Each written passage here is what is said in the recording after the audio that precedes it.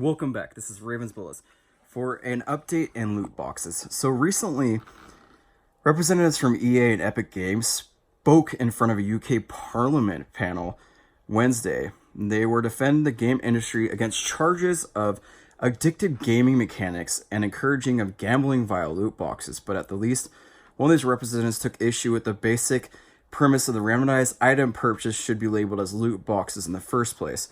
So VIP Kerry Hopkins of EA Legal and Government Affairs labeled them as surprise mechanics. So like you go into a toy store and you get those surprise eggs at like Walmart or Target, and inside of it kids want to get it because inside of it there's a random toy, like squishies or My Little Pony, stuff like that. So there's some Star Wars ones too. But so surprise mechanics is how they labeled it.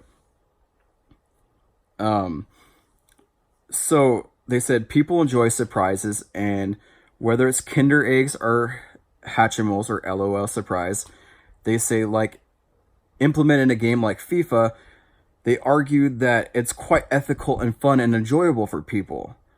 They like to think that many of the products enjoy in a very healthy way in the element of surprise.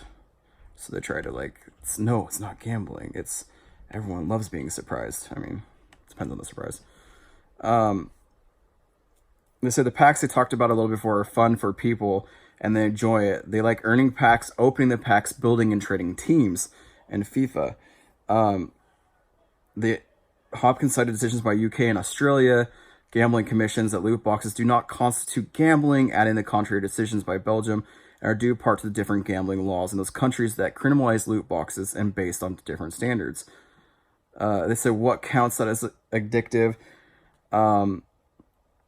They called attention to the World Health Organization recent listing of gaming disorder diagnosis. We're not going to go over that. That is completely stupid. I don't agree with that. Gaming, if anything, can be addictive, so I don't think it's a huge thing. So Bonus says you can look at say, well, this person's played too many hours to open up these loot boxes.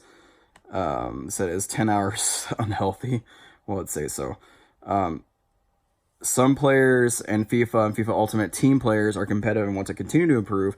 Electronics Arts UK country manager Sean added, for players who want to get into career esports, and that's what they do. They love spending playing the game. They practice a lot. So there's in defense of that. They're playing it a lot because they want to. It's going off topic basically of what's really going on. So,